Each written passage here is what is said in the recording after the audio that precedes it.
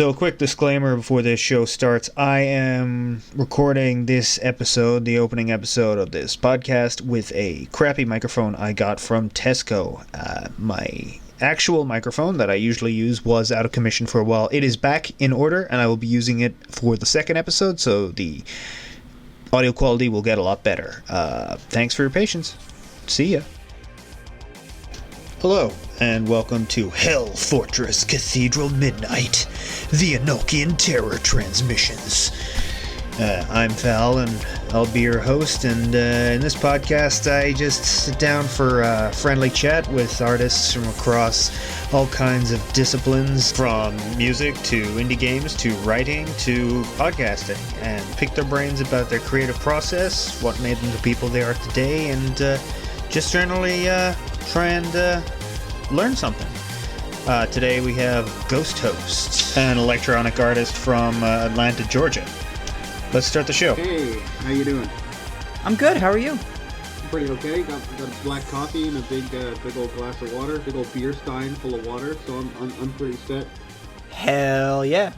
I've had a nice couple of days. Things have been a lot more chill and a lot more positive than they have been recently. So yeah, that's me good. A good time. Hey, glad things have been going good. Yeah, me too.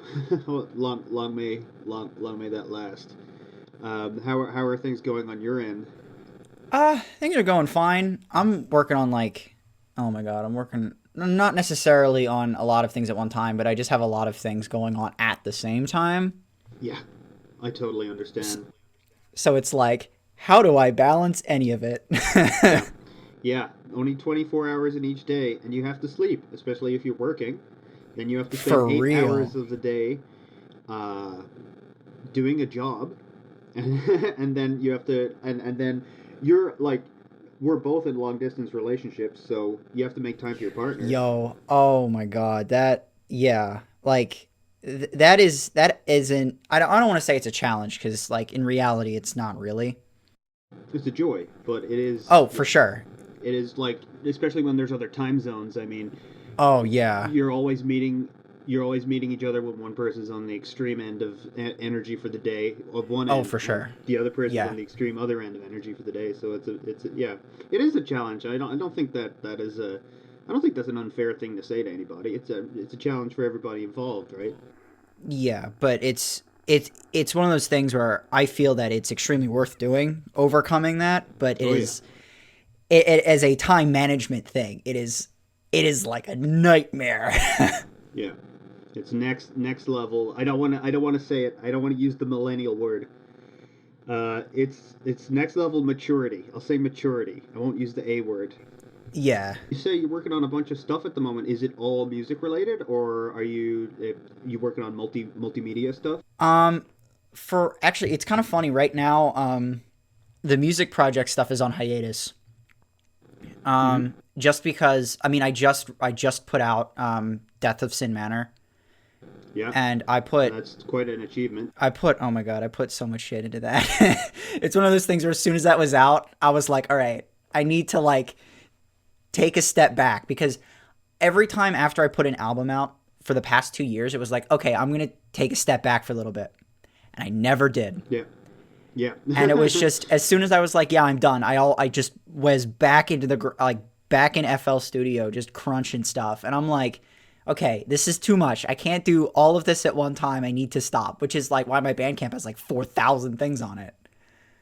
And it's since, like, I noticed, like, your first album was in 2018. Yep. And you've released like 16, 17 albums since then, and they're not short. No, it's like your shortest album is what, 7 tracks long? Yeah. And it was just like, I was like, I want to make stuff, so I just kept making it. But it's one of those things where the more I make it, the more I'm like, okay, I need a break. I need to stop. I need to realistically take a step back from this, so I can kind of like come back together and have an idea and kind of push it forward. Because I'm more of, when it comes in terms of music stuff, I'm, in a creative sense, I'm more of a person that likes to create a story / a concept thing, but more in depth than some concept stuff you might find on like traditional synthwave stuff.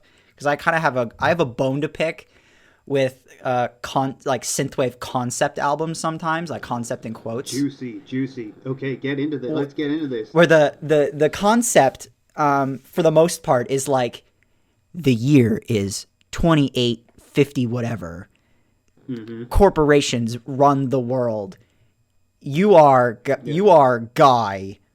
You survive. I'm like, cool, great. So like there is a girl. Yeah. And maybe demons. Yeah. Yeah. And it's just like, it's like 2 lines of text, and it's like, there you go. There's your concept. And I'm like, come on, really? Yeah. Which, I mean, if that's what the artist wants to do, fine. No, I'm not gonna like, I'm not. Works for Perturbator. Yeah.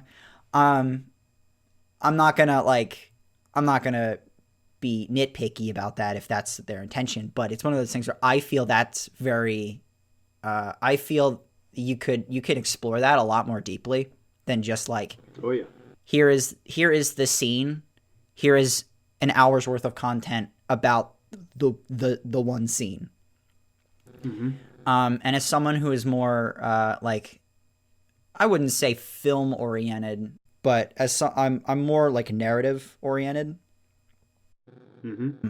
I want to structure a narrative, and kind of like, I was like, if I can structure a narrative and do that with music, I think that would be really interesting, because I personally don't see a lot of that, at least in the genre that I'm in. I can kind of take some of the storytelling stuff that I would want to do if I were to make like films and stuff, but do it in a way that I can do it by myself, because I can't shoot a film by myself. I mean, you could, but like realistically, like, it wouldn't be very good unless you were like a CG artist and had all the time in the world and a really good computer. Yeah, right? which I don't have any of those things. No, who does? The people who do don't tend to make very good things. Yeah, I've noticed. So yeah, the new I've read the story line for the new album, and I've listened to the new album. I love it. Thank you. I really like the old the other Sin Manor album, but I think this one is a completely new achievement in the development of your sound. Yes. And what you're trying to go for. I just want to say as well, I really like Televised Witch Trials as well. That's a really cool album. Interesting. My question to you is, did you listen to both of them? I'm assuming. Both like the remix and the older version. Yes. Yeah, and I'll be honest, I kind of prefer the first version better. Interesting. Okay. I say that. Because no, you go. You go. My apologies. The drums are kind of drowned out in the first, like, mixed down, but the textures of the distortions and the basses and stuff, I feel like they're more 3-dimensional and more texturally interesting. Where obviously it's obvious that the remix version is more for live performance, and I'm sure it works fucking great on a PA, where the drums are really cutting through the mix. Mm-hmm. But as like a weird punky like artifact, the first mix it hit me a lot stronger. But that also might be because it was my first time listening to it, and then I listened to it again like an hour later when I was working through your whole discography. So of course it wouldn't hit me in the same way. Yeah, right. That album's really interesting to me, at least. In a variety of ways, because it was. I had experimented with making stuff before that, and by before that I mean like maybe like 4 or 5 months or so, because my music experience is my discography. That's it. I have no past before it. Mm-hmm. So it's like this. I'm like, I know nothing about music production. I found like a really jank DAW called Mixcraft. I used to fuck around with that. That in college. Yeah. Well, I'm in college and I started fucking around with it. Do you still use it? No. I moved from there to FL Studio after the production of Witch Trials, simply because of the fact that the laptop that I was using it on, which was my college, which was my college laptop, it had a severe flaw when it came to Mixcraft. I could save files, but I couldn't load any. The project crashed. Well, the whole program crashed anytime I tried to load any sort of file.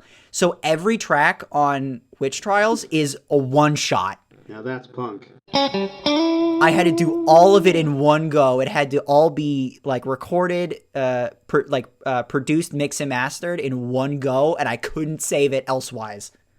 Hell yeah. So that's awesome. It singularly, like, it lives in its own, like, one-time existence kind of thing, which for me is kind of charming. I kind of like that, and I've put up stuff that I kind of privated before that, because there was some stuff that I hadn't made because there was somebody I was talking to before I met my current partner, and I made it like a weird sappy thing because of that, and I was like, no, this needs to like go, bye, get out of here. And then I had even something before that it was just loops that I stapled together, nothing that I wrote myself, and I'm like, this is not good either. This needs to go. Witch Trials, it's one of those things where I look back on it and I'm like, man, this would be this, like, I'm torn between, do I keep it up or do I not? But over time I've been like, I feel like I should, just as like this is where I started kind of thing. Oh yeah, I'm so glad you did, because it's a really cool album. I like it a lot. Thank you. Something I find really interesting about your sound is how consistent the vision seems to be, like sonically. Like, there seems to be this strange mutation out of dark synth that I almost want to call like post-dark synth. Okay.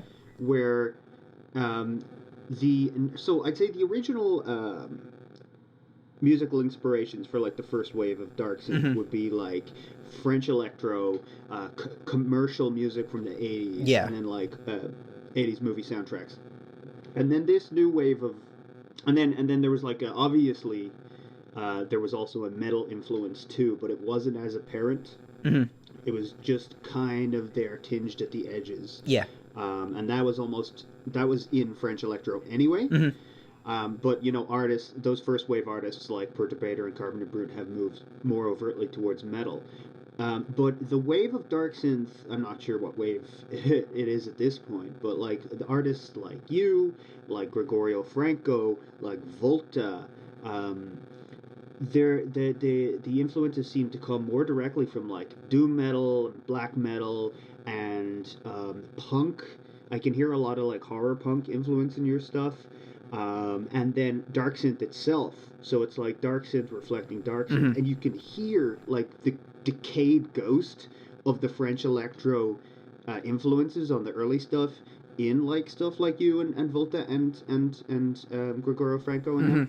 But it's like a decayed after image of something, just because it's part of like the sonic like makeup of how like dark synth is made. But it's definitely more of a, I see it as more of a, like a black metal influence, and then obviously with the horror soundtrack stuff and everything. And your stuff in particular seems to be a lot more baroque. Like, but it's baroque without leaning too heavily on goth or post rock stuff. It's almost more like video game soundtracks and film scores and stuff like that. Am I accurate here, or? It feels like it. So whenever, like, it's really interesting to think about it, at least for me to think or reflect on it myself, because like my musical diet years ago was like strictly like I was one of those, like in like middle school, I was one of those kids that only listen to like video game music. I was one of those people. And everybody was like, oh, I'm listening to like this, and I'm like, I'm listening to Super Meat Boy, like so it was like, that was the stuff that I was like grounded in. And then once I found synthwave and through like Hotline Miami and stuff like that, that became my primary music diet, and to this day it still is. Like I listen to very little outside of that kind of synthwave, dark synth genre sphere. Okay.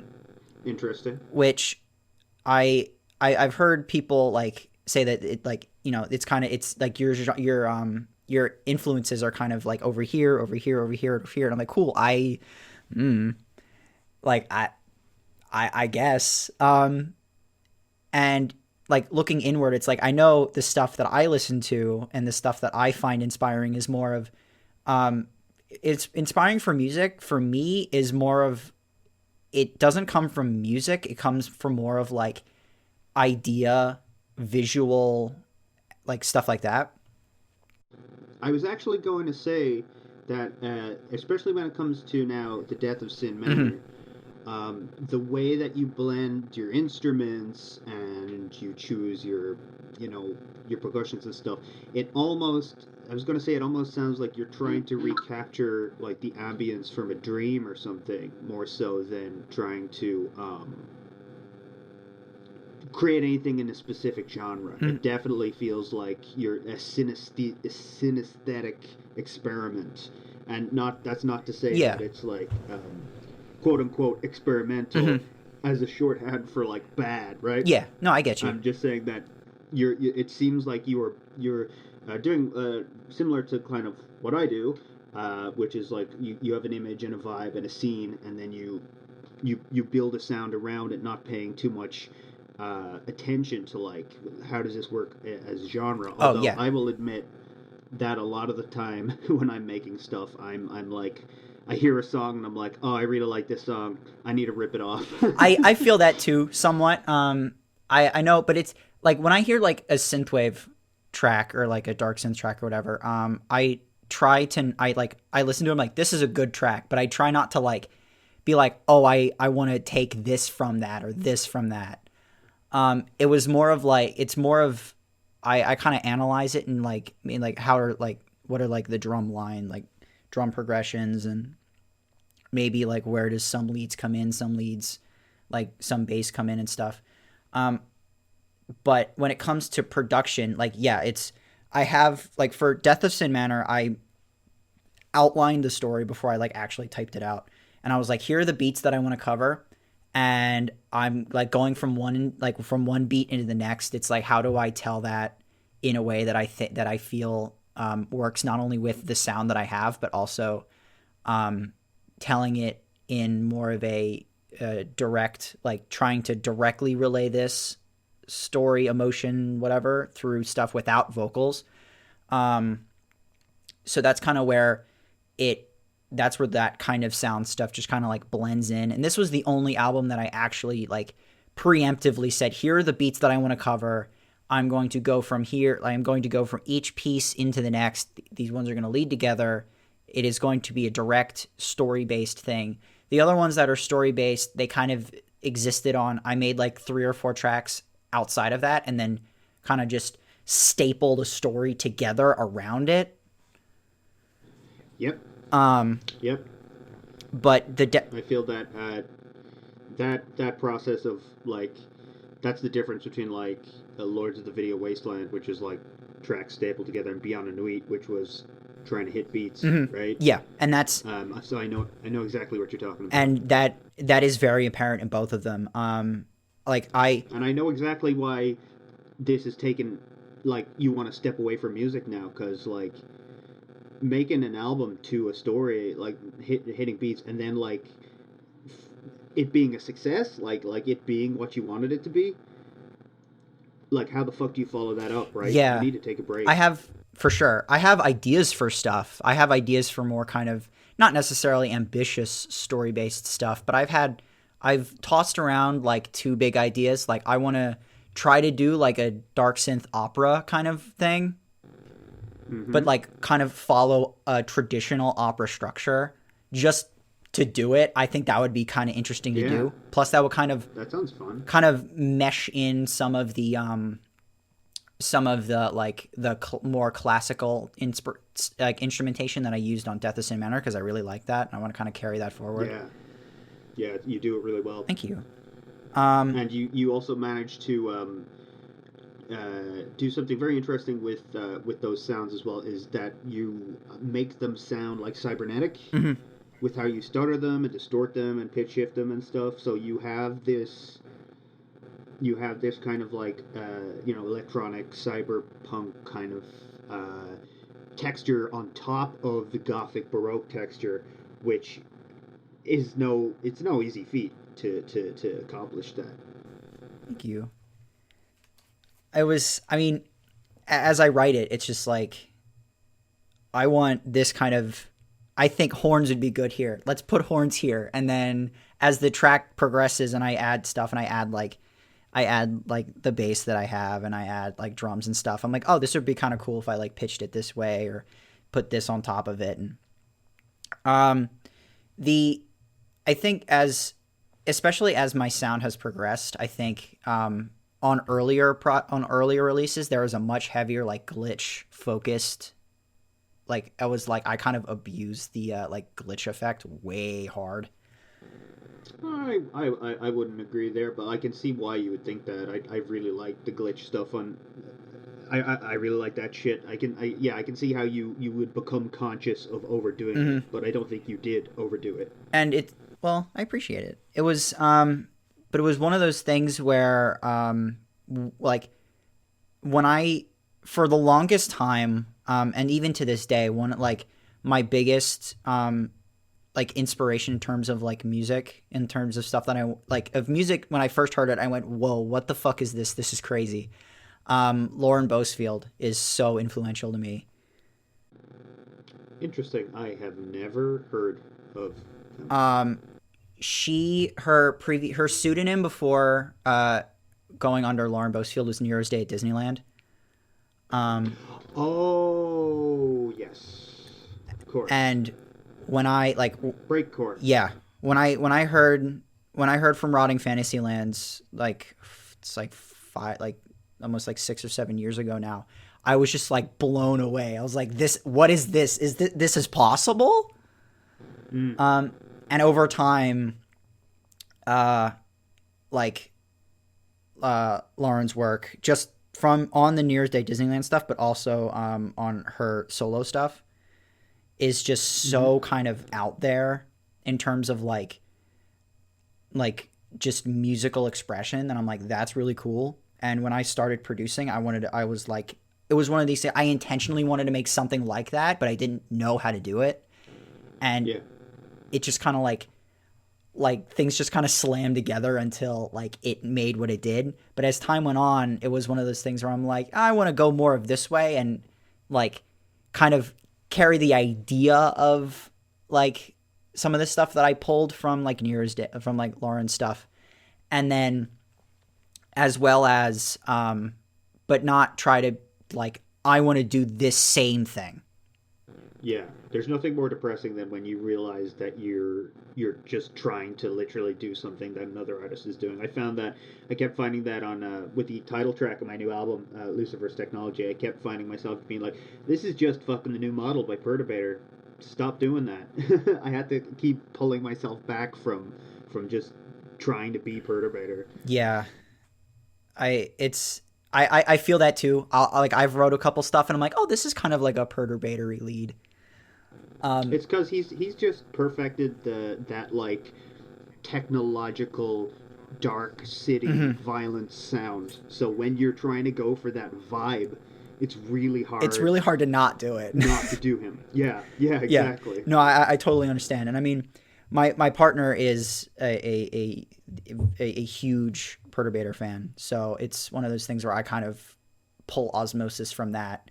I mean, if we're talking creative, I can't talk about my process without saying how influential my partner has been on my creative process. I have noticed that, like you have whole albums that are in Finnish. Yes. I know your partner's from Finland. You have album artwork from your partner, and so yeah, go ahead. It is one of those things where I met them at kind of the like, I don't want to say the right time, but it was one of those like cosmic things, you know? Oh yeah. Where I was just like starting this process, and when I had like introduced to them, I wasn't making music. The only art stuff I was doing was I was doing like fine art. Cool. And it was kind of funny.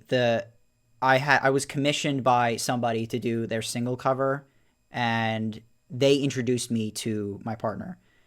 Because it was like, oh, this artist also did something for me, and their art is really cool.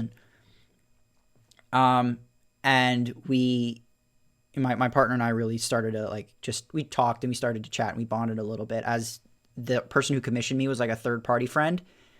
And then we found out they were like a really big racist and like transphobe and shit like that. So we were just like, bye. Not going to talk to you ever again. Unfortunate. Yeah. So, because whenever we think about it, it's like, man, if this horrible person didn't introduce us, we wouldn't know each other. And I'm like, that feels bad. It is weird how that happens.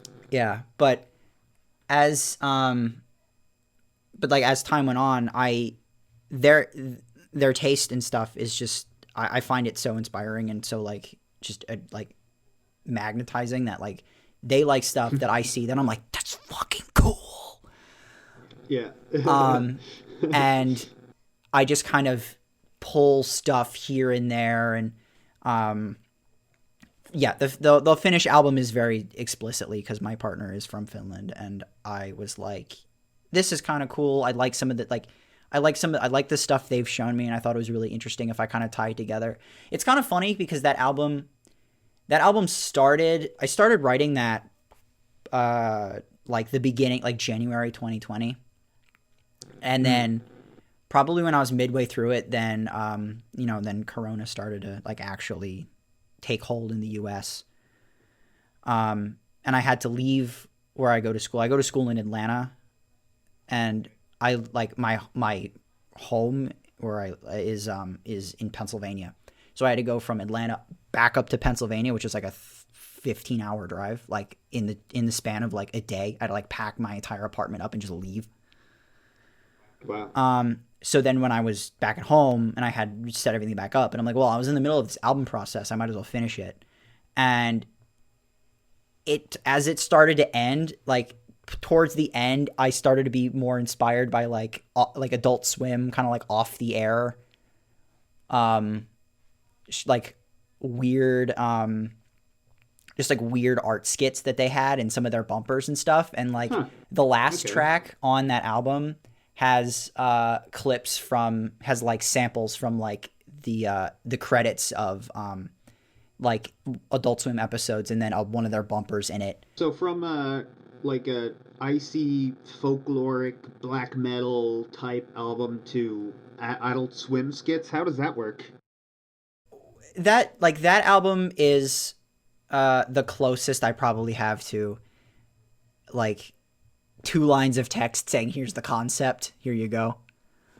But at least when it comes to like writing, like when I was writing that, it was like I would just be writing tracks, and then in the spare time I would just be like just watch a lot of YouTube videos and just various stuff.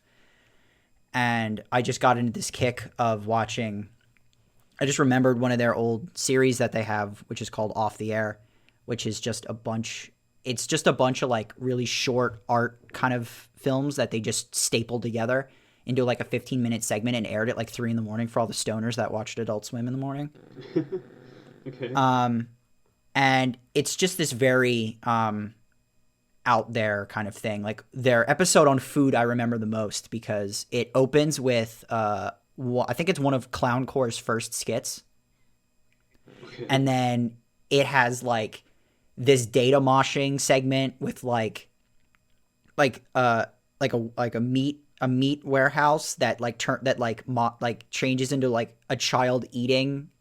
But like it has this segment where it has like this meat locker kind of area, but then a video of like a baby eating like a turkey leg like morphs itself through the screen, like through the image, and then like a lizard morphs itself through that. And I don't know how old I was when I saw this, but I was like scared to death.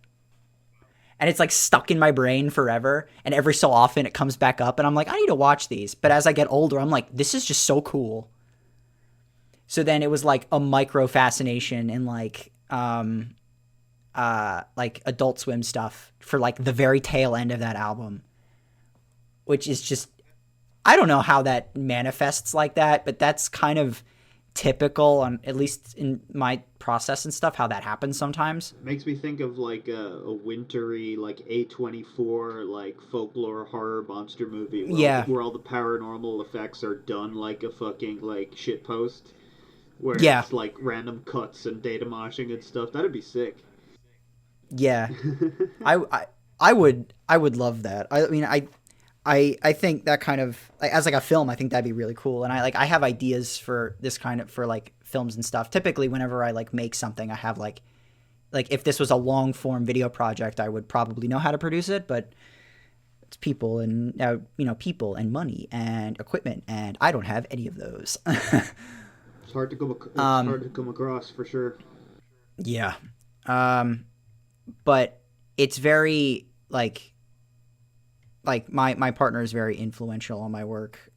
Like that album, the Goths in a Garden EP, was the name of that was something that we had just joked around with, and they were like, you should name something that. And I'm like, okay.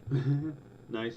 And it's like the Sin Manor as a story is very personal, because like Rita and Samuel are like stand-ins for like me and my partner. Yeah, I noticed that. Now, is that a kind of chaos magic thing? Like you mean like are you kind of like, are you trying to use them as like voodoo dolls of yourselves? Not necessarily. It was more of a I had a story in mind, and I wanted to like characters for it, but I couldn't really think of original characters, and a lot of the stuff that I write comes from like just stuff that I experience. So it was like, I'll just like self-insert, Totally. I mean, all the factions and stuff from the video Wasteland are based off like screen names of all my early internet friends, Well, that's cool. Like I like stuff like that. I mean, even like I even try to carry that over into Death of Sin Manor, because the Martin that's introduced is my cousin. Right. So I just kind of was like, I'll just like I messaged him. I was like, yo, bro, is it cool if I like use you in my story? And he's like, sure. And I'm like, cool. Awesome. So I just kind of like slid him in there. But like that story, I wanted to like, for the first Sin Manor, I wanted to kind of, it was like this kind of classical ghost story, because like as much as I hate Disney, one of my forever influences is the Haunted Mansion. Interesting. From the Disney World land, whatever Disney park you go to. Yeah, not the film. The ride. Fuck that film. The film is miserable, but the ride, yes, the ride for sure. To the point where the name Ghosthost even comes from comes from the opening line of that. Oh, deep lore. The opening is like, welcome, foolish mortals. I'm your host, your ghost host. That's and it was something interesting. That ties it all together. Yeah, and that the Haunted Mansion is like this old. At least the original is this old Louisiana plantation house, and I didn't want to go near the plantation house stuff, because I don't feel that's necessarily the direction I want to go. Yeah. Also, I don't like the connotations of the plantation house kind of thing. Absolutely. So I focused it more on like this. I followed more of the Disney World variant, which Disney World has it's Liberty Square, which as much as it's American fellatiating as it is, it's more of a 17th century era kind of thing, and 17th century buildings. And I'm like, if I can take that and put it in like a context that it isn't like imperialist, like, then I think I can do something creative with this and still keep the visual like the visual and gothic aspects of it, but not tie it to any of the Disney stuff. Of course. But I wanted like this, like, here's this classic ghost story that has been told throughout the ages or whatever. But at the same time, it references how me and my partner feel about like capitalism and like greedy, wealthy people and stuff like that. Yeah, and family relations maybe as well. A little bit of that too. It's certainly a big part of the story, especially in Death of Sin Manor. Secrets and betrayal and people not understanding each other. It's family and familial stuff and and revenge and stuff is kind of a big factor in Death of Sin Manor. That was more of I want to continue this story, but I want to Hotline Miami to it. Like, I want to be, this is it, this is done. Like, once Death of Sin Manor is done, Rita and Samuel are like, I'm putting those characters to bed. I don't feel I have anywhere creative left to go with them that doesn't feel exploitative and doesn't feel like I'm just using them to use them.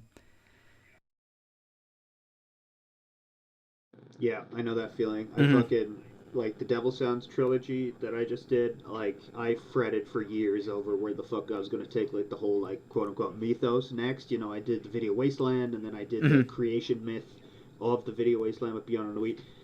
And the answer was to just not continue it. It was to just do something else entirely. I mean, I think, to be perfectly honest, I think Video Wasteland and Beyond Inuit are both extremely, like, I think that story ends very well in both of those. They both, to be perfectly honest, they both sit on some of my favorite things that I have that I listen to very often. Thank you. Much appreciated. It's like, you can't do a sequel to a myth. A myth contains things. It is a container. You can't do like The World 2. You know what I mean? Yeah, for sure. And like Death of Sin Manor was the same way. It's like, I want to be able to, I want this to be, like, the name is referential in the terms of like, this is like Rita and Samuel's, their story is done. This is the death of the Sin Manor itself, but it's also meta in the terms of this is the death of Sin Manor. Like, this is the end of the Sin Manor story. For real.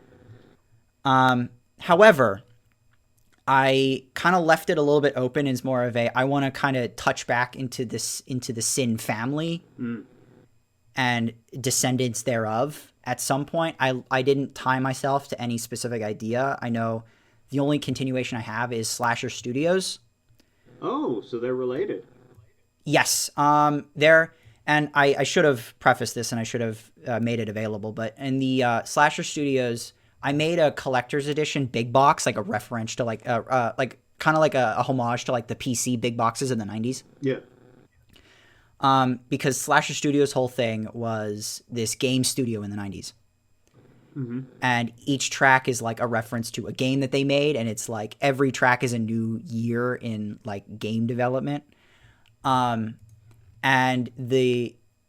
in the big box, there was a CD version that had it was like a 20-some page like game manual that kind of like told the story of each track and the progression of it. But the CEO of Slasher Studios is Matthew Sin.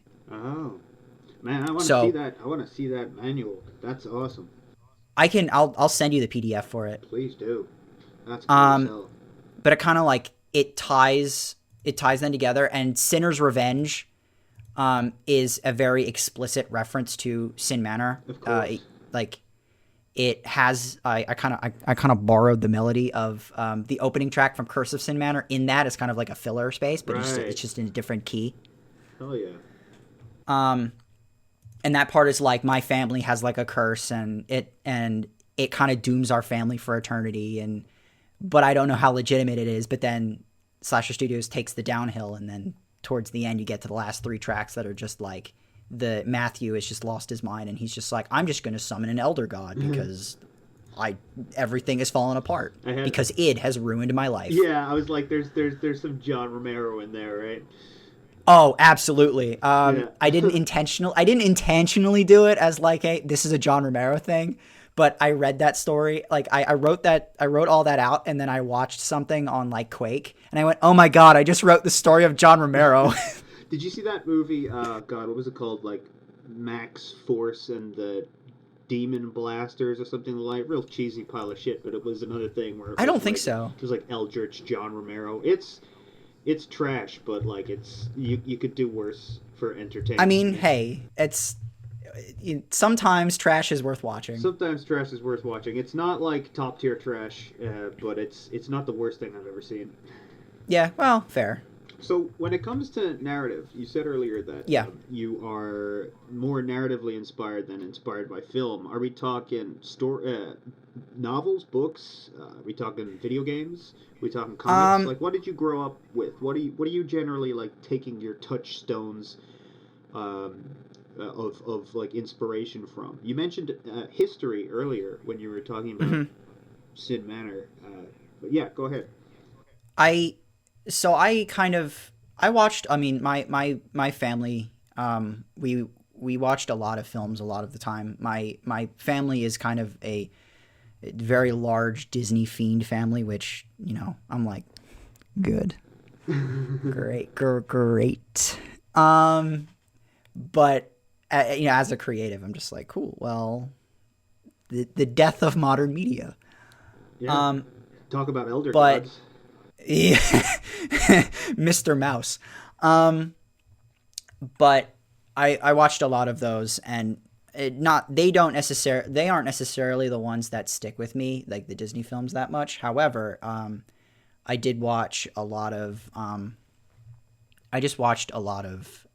movies like in a similar vein. As I got older, I started to watch more like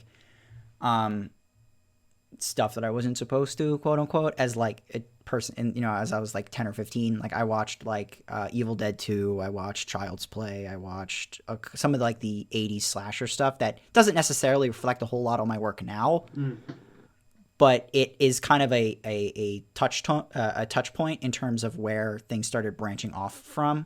Right. I played a hell of a lot of video games in terms like that's where a majority of where my kind of influences come from. I played like I didn't play much because my parents were very kind of video games are bad. You can't have them. So I kind of had to like I remember I had to like get my mom to let her coworker let my mom borrow a Game Boy Advance from my coworker so I could play this copy of Pokemon that I had borrowed from somebody at school. Okay. That's so I could advanced logistics. Oh, advanced. But as I got older, I missed a lot of the staple like games, you know, people were like, "Oh, I grew up playing like Halo," or I grew up with like the N64 and stuff like that. I missed that. Yeah, me too. The only games that I had was like I had Doom that I got somewhere. I had a shareware version of Quake. Nice. I had just a fair amount of edutainment, which is where a lot of like some influence comes from. Seriously? Okay, let's stop there. Let's unpack that. The edutainment thing? Oh yeah. It's funny, cause like, I don't know, it was something like, some of that just stuck with me like a lot to where it kind of like that kind of like 90s edutainment PC vibe is, I feel comes through the most on Curse of Sin Manor. In a strange, I mean, the track Graveyard Ghost, the vocal chops in that are from I Spy Spooky Mansion. I was wondering where those vocals came from. They're very strange.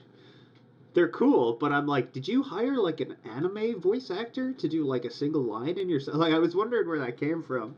The character of that is like a little rubber skeleton who just... And I, like, again, it was one of those things that I was just working on stuff, and that just came into my brain again, and I'm like, I gotta find that. Wow. And I unpacked that, and I found the Graveyard Ghost, and I found those lines. I'm like, oh, that's cute. Let's put this in here. Those 90s... And then... Go ahead, sorry. No, you go. My apologies. Those 90s PC, school, computer lab, images are so liminal and weird, like the 3D maze that was the screensavers and everything. Like, when you're a kid, you're like... and you don't know how programs work, you're like, where is this going? Is there secrets? I don't know, the being exposed to those weird abstract digital worlds certainly did something to our brains. Yeah, it's like, when it was designed, it was like, this is for kids, whatever. But I feel that stuff has weirdly kind of changed how I see some stuff. I find that stuff more of a experiment in CD-ROM media than I do education for kids. Mm-hmm. And it that stuff, especially the I Spy Spooky Mansion game that I talked about, that does live in its weird liminal space where it's an I Spy game for kids, but it's dead silent 90% of the time, and then it has little weird sound effects every time you find something, and there's this voice that I sampled, which is super clean, and that's the only voice you hear in the whole thing. But other than that, the game is dead silent, and it's these shots of this kind of dusty haunted mansion thing, where as a kid it's dark enough, and some of it's dark enough that it's kind of spooky. Yeah, you and don't it's just know what's gonna happen. Exactly, you expect anything could happen, but it's just super quiet, and you don't know. And that stuff stuck with me, and I sampled that. And the box cover for Spooky Mansion has the mantelpiece kind of exactly the same as Death of Sin Manor, because I saw that and I said, that's a cool cover, I want to kind of borrow that, but use it in a not child kind of way. Right. Cool. That's really interesting. That's a very unexpected influence.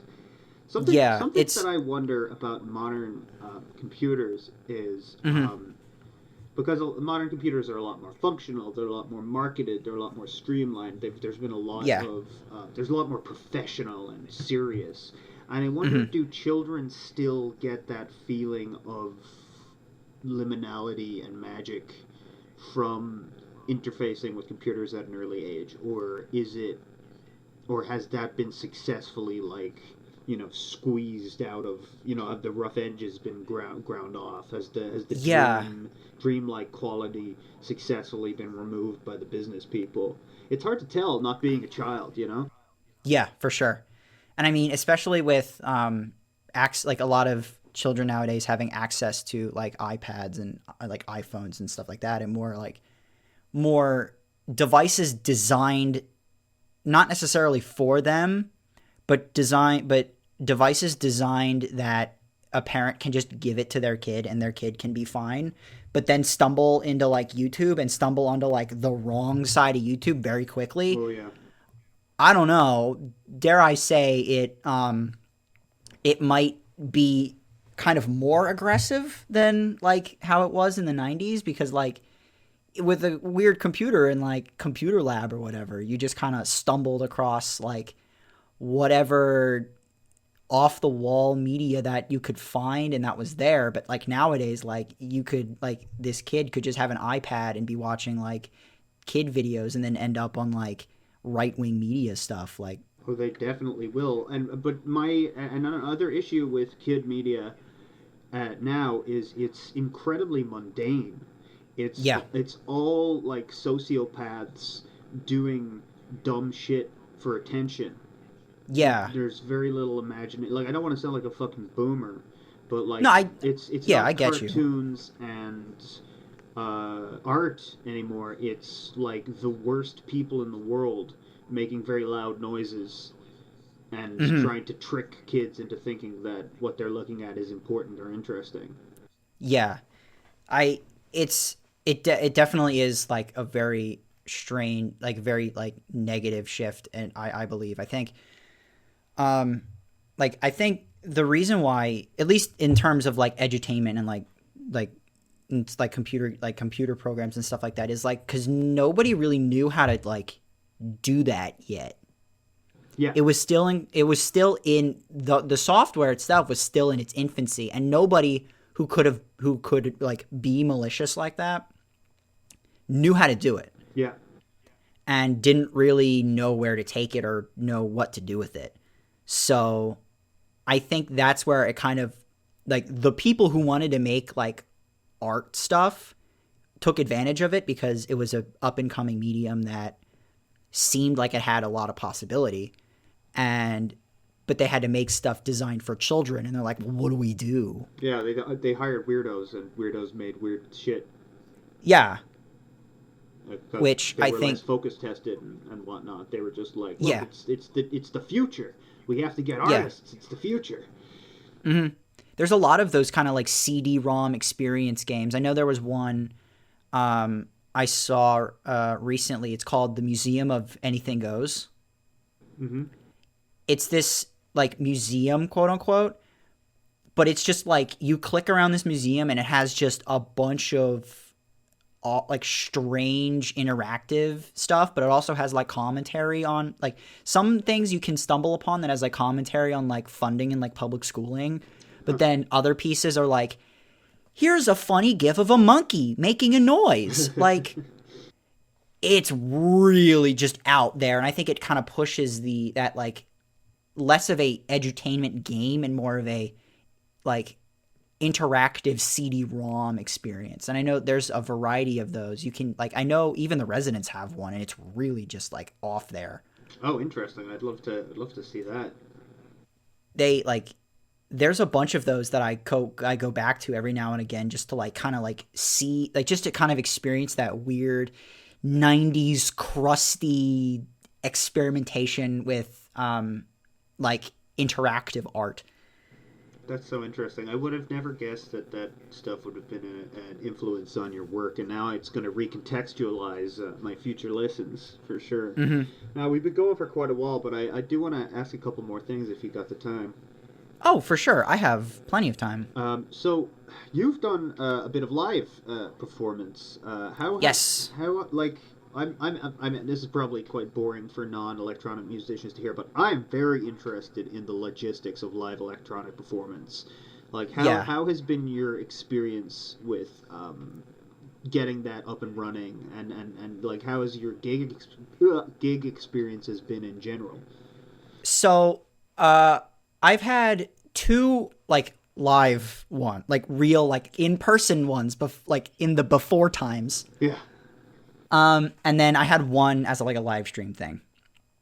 But the two live ones, the first one was at Ecosynthetic Fest in Atlanta. They were both in Atlanta, but the first one was Ecosynthetic Fest, and that was just I knew that Ecosynthetic Fest happened every year around November, and I was waiting until the guy who organized that would post up like a thing on his site.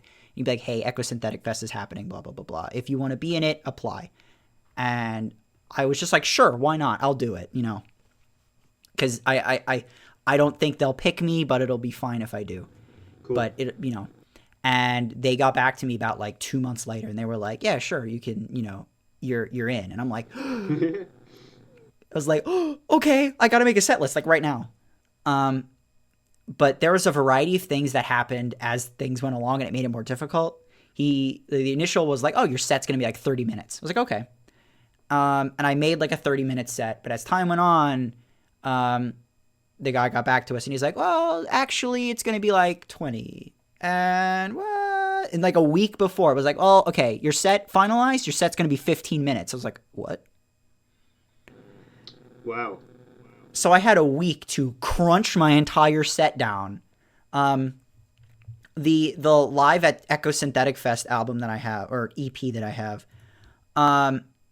it has my full set list, which was the 5 tracks, but it has 2 as bonuses that got cut because of I had to cut them out of the set because I just didn't have time for them.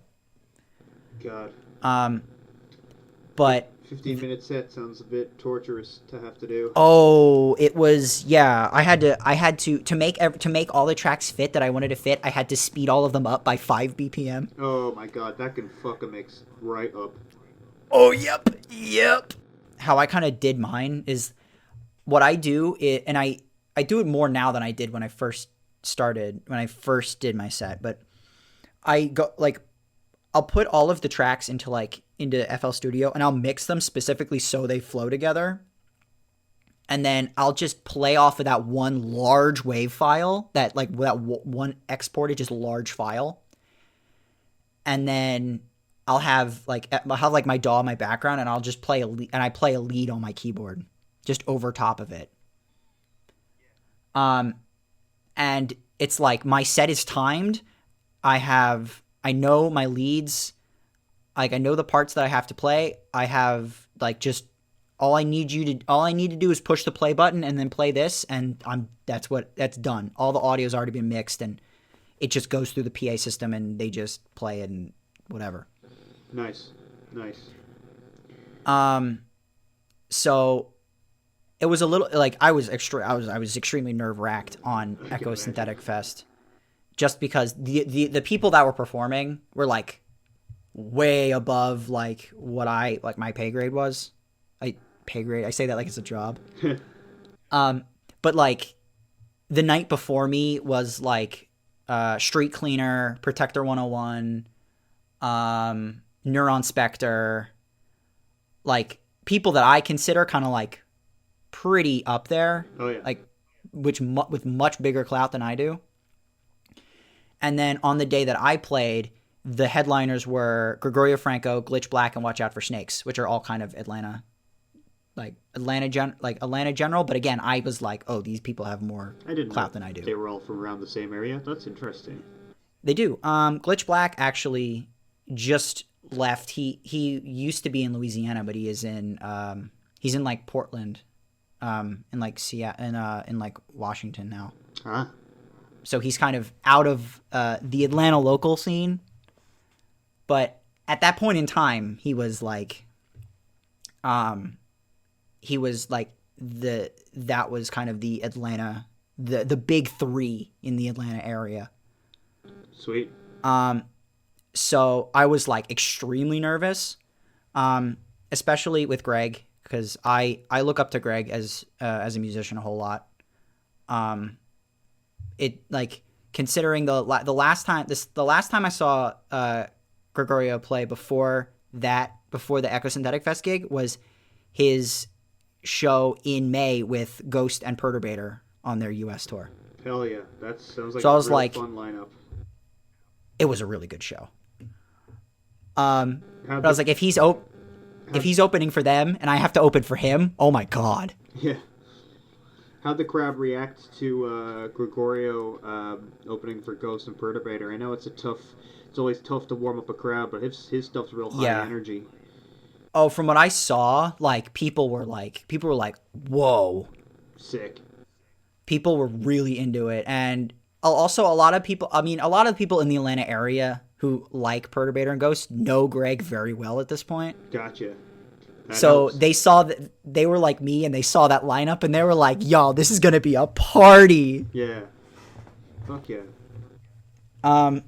And when I played mine, I was second to open. Electronic Warbear went before me, and they're like a chill synth, like chill wave, kind of almost vaporwave producer. Oh, cool. So it was like from that to like me, and I'm like, oh, you know. Time to bring out the jams. How did they take it? How was it? I was kind of like, as I was playing, I was like, okay, I'm gonna have to like watch the crowd and like be really like I hope I can like do the right thing at the right time. I had the lights pointed in my eyes, so I literally couldn't see anybody. So I was just like, well, we'll see how it goes when I'm done. But when I was done and I got off the stage, people were like, yo, that was really good. Oh my God. Like, whoa, that was so cool. And the guy who like organized it, like tapped me on the shoulder. He was like, y'all first set my ass. That was crazy. And I'm like, thank you. Yeah, that's always that's me literally after every gig. I'm just like, thank you very much. Yeah, I'm glad you enjoyed it. Yeah, I'm like, okay, well, I guess, yeah, ha. And I'm just like, cool. And like, I had people come up to me and they were like telling me, They were like, whoa, that was really cool. Was that like, oh, why have I not seen you before? And I'm like, this was my first set. And they're like, no way, whoa. And I'm like, yeah, well. Best case scenario then.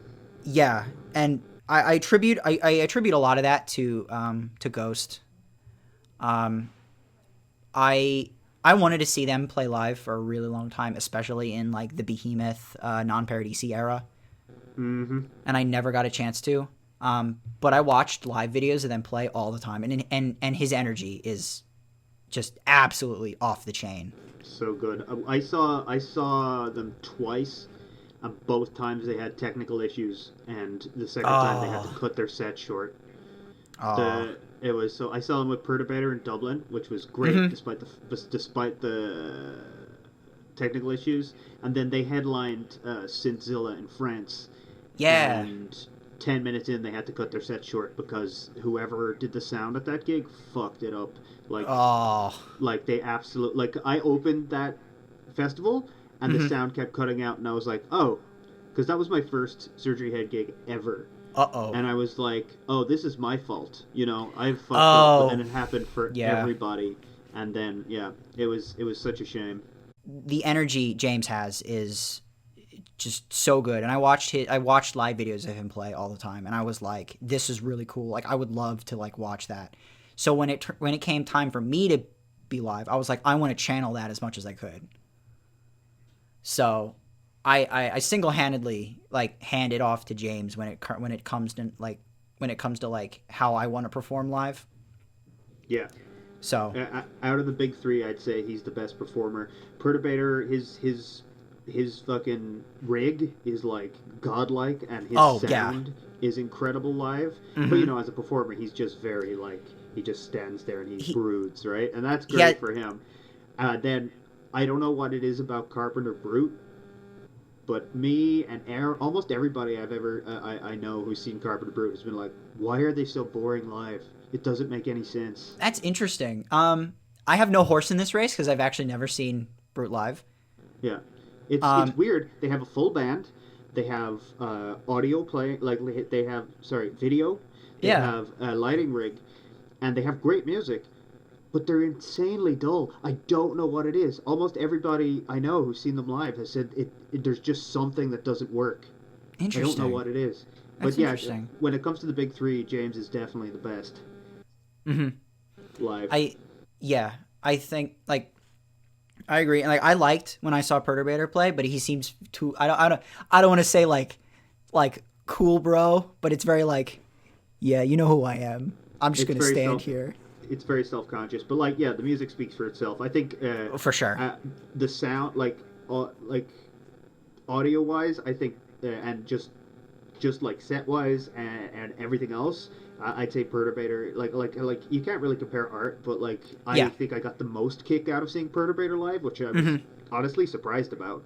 But that shit coming over a PA, there's nothing like it. But energy-wise and performance-wise, James brings the goods for sure. Yeah, and after my set at Echo Fest, it was there was a lot of other people who came up to me and they were like, "Well, that was really cool. I really liked it.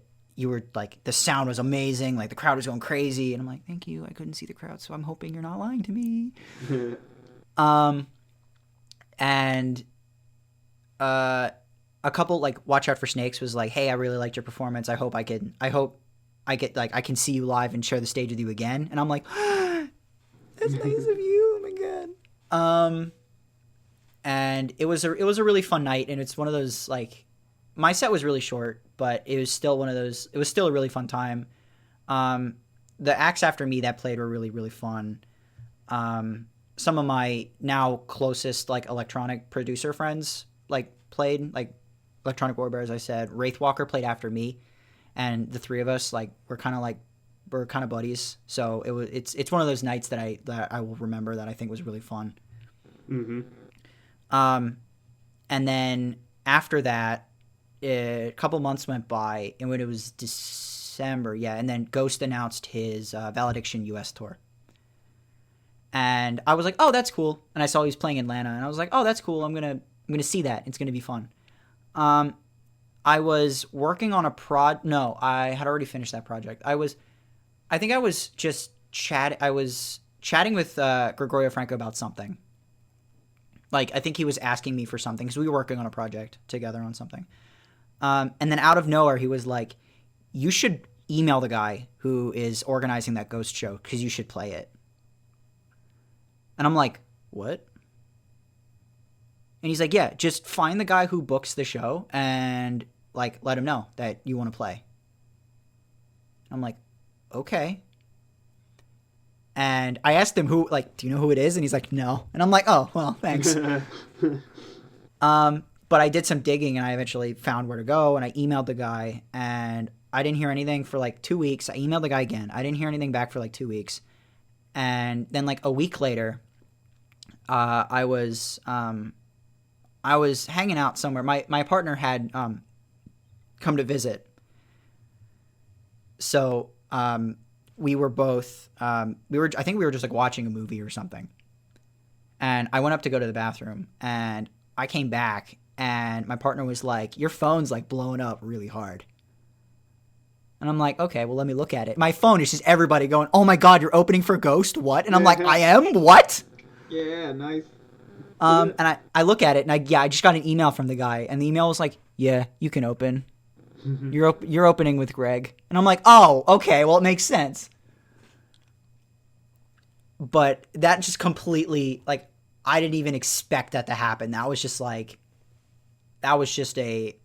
do it because Greg told me to.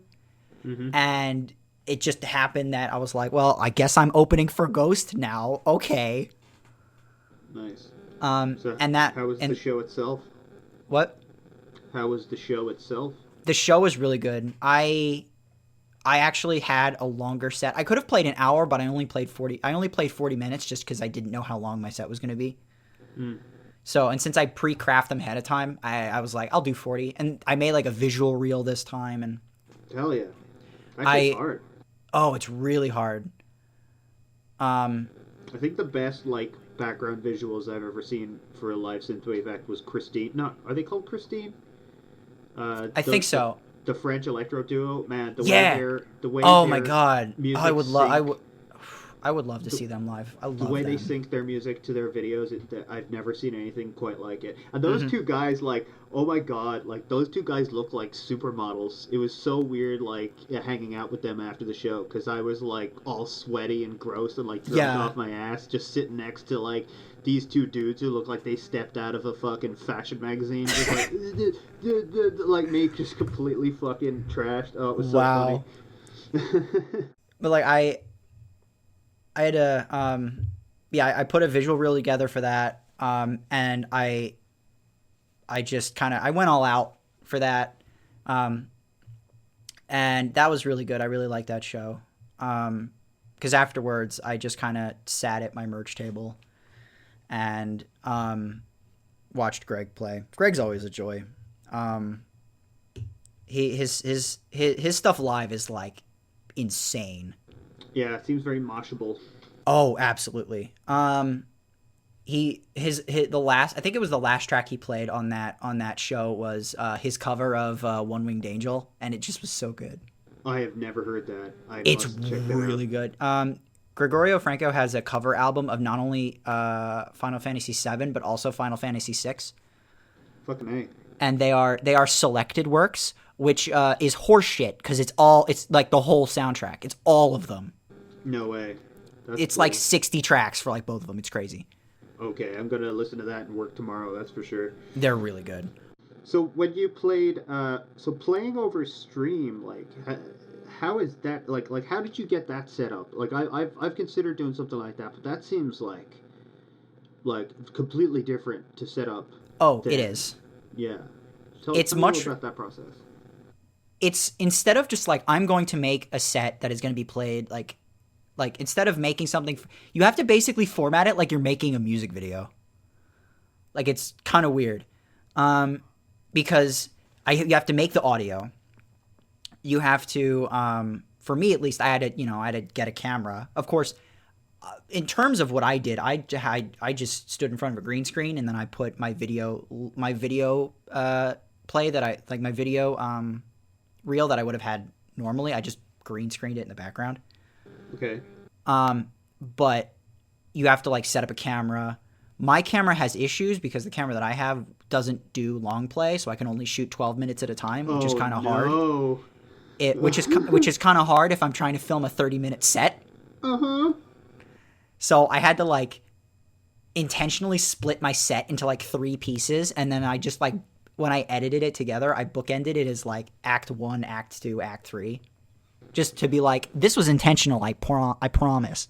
Oh, so you pre-recorded the set and played that on stream? Yes. Big secret for anybody who watches the Synth Valley Stream Fests. Don't listen to this part. They're all pre-recorded. All of them. That makes a lot of sense. Because the Starfarer who sets them up, he gets artists from all over the place. Like like an artist from Atlanta, he gets Argentina, he's had like Carbon Killer play, like from France, he's had people from Europe, and he plays them all at night in Pacific Standard Time when everybody is asleep. Mm-hmm. And so streaming's fucking hard. Like streaming, for sure. Twitch streaming games, right? Getting the bit rate right. Like I've tried to do a few Twitch streams, and almost every single one of them has been a disaster. I don't know how they do it. So like pre-recording only makes sense. It's like it's almost like I'll make a confession as well. Like when I do my live sets, like I have guitar going, I do play leads, but honestly, there's a few songs that are just better live if you just pretend to play them. Yeah, like it's ultimately about the audience having a good time. Yes, and you can't let your ego get in the way of like the audience having the best like audio experience. That is very true. I agree with that. Like ideally, I'd like to get to the point where I can play Pitface live, and nail all those weird warpy keyboard solos. But, which would be sick as fuck, by the way. But like, just hitting play on the fucking Pitface web and then like doodling around on the keyboard like without it connected to anything, the audience is gonna have a better time that way. For sure. It's just gonna get harder. I totally agree. And I mean, unless they're standing over your shoulder, you know. Yeah, and I mean, I have a guitar solo on that song. I have made it so I do play bits live, but sometimes you just gotta let it play. For the most, no, I totally agree, and I mean that's like mine too. Like I'll play selective leads, but mine are pretty standard to like the final release versions, unless it's like demos or like a live mix. Like I have live mixes of some stuff that just. I have different drums in it. I have different instruments. It ends differently. It starts differently. Yeah, because people like that's the great thing about electronic music is that you can do these remixes and stuff. That's why Daft Punk. Yeah. I mean, that's why Daft Punk are so popular. Mm-hmm. Their live remixes are so much better than their studio stuff. Mm. And I just an example of this the other day. The last Saturday was one of the stream fests, and the Warhorse played, and they're like a synthwave, like hardcore punk group. Yeah. I haven't listened to them in a while, but I'm familiar with them. Yeah, they did a live stream, and all of their stuff was like nothing like their studio versions. Like they were all like completely new mixes, and I was like, oh, these are really cool. Like all the sets that Synth Valley does are pre-recorded, and I had to pre-record mine. So I was able to heavily edit mine to make sure it was the best experience it could be. Yeah. And I mean, of course, some people, like, they just put a camera up, record their audio, that's it, pack it up, send them in MP4, they're done. I'm not the kind of person who does that. I'm the kind of person who will be very anal until the very end to make sure everything is perfect, which is not necessarily great for my mental health and or my time. Yeah. I mean, it's, you know, you've got yourself a cool little artifact at the end of it. It's also like, I'm not so sure that that's beneficial to your actual skill as a live performer. Like if I was that's probably something I'm going to try to do, and I'm going to feel guilty the whole time because it's like, well, I'm not getting any better at playing live doing this. Yeah. I mean, when I played my leads live. I played mine live, but if it was one of those things where I like, if I fucked up really bad, I just scrapped the whole thing and I did it again. Yeah. Which is, you know, something you can't do on like a live stage. Then again, I suppose when you're playing live, you will practice as much as you re-record your stream thing. Because I think there's, because you have that safety net when you're streaming, there's you practice less. Yeah. And, for sure, and you'd make up for that in practice for like I remember for my one of the main reasons that I don't play live all that much is because I have to practice for like 4 months before a gig before I can do it. Obviously, I'll get better over time, but like I gotta hit that every day for like months until I'm happy with it, because I'm like switching from the keyboard to the guitar and back. Yeah, and, like trying to make sure that the computer doesn't slow down or crash. Yeah, it's kind of funny, because Vampire Stepdad does that same thing, but he gets away with it, because his character is like comedy and like semi-funny. Yeah. And even like I've talked to him and he's like, I don't think I've had a single set that has like been fine. Like I fucked up like every single set. Even his first, which, and I mean, talk about pressure. His first live set ever was opening for Brute. Yeah. And he was like, well, let's figure it out. Yeah, he does the same way that like me and Microchip Terror do it, like just live from Reaper. Yeah. Yeah. It's a temperamental program, that's for sure. I think Electronic Warbear does that too. I'll have to talk to him and see how his live set was. It's a damn good program. Like I want more people to use Reaper because it's like cheap. You can use it for free. Like it has no cutoff, and like when you do buy it, it's like super cheap, and you can play live. It's like it. I fucked around with Ableton. I much prefer Reaper to Ableton. I wish people would fucking hit up, because Reaper's also more customizable than Ableton and like more open source. I don't know if I don't think it's like literally open source, but it's a lot more modular and stuff. I just fucking hate Ableton, man. It's just the same reason I hate iPhones. You know what I mean? It's fair. Just people only use it because it's a big meme. It's the industry standard meme, right? I fucking hate that industry standard meme. I hate it. Yeah. It's weird shit. It's gatekeeping and stuff. Oh, for sure. I think we've been going for just about long enough. If you want to like pimp anything, promote anything, or leave the good people of the world with a sign off. I mean, you can find my music at ghosthost.bandcamp.com. You can also find me on YouTube on Ghosthost, or just Ghosthost. I have videos of music that I made and other stuff maybe in the future, maybe. God, I have so much stuff I have to work on. You can find me on streaming platforms that don't pay me enough money.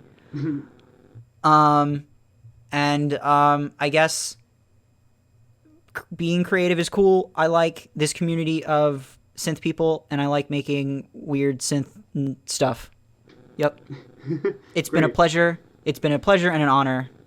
Thank you so much for being the first guest on this thing. It's I'm still feeling out on kind of how to interrogate people on their creative process and stuff. It's all good. But I think we've done pretty well.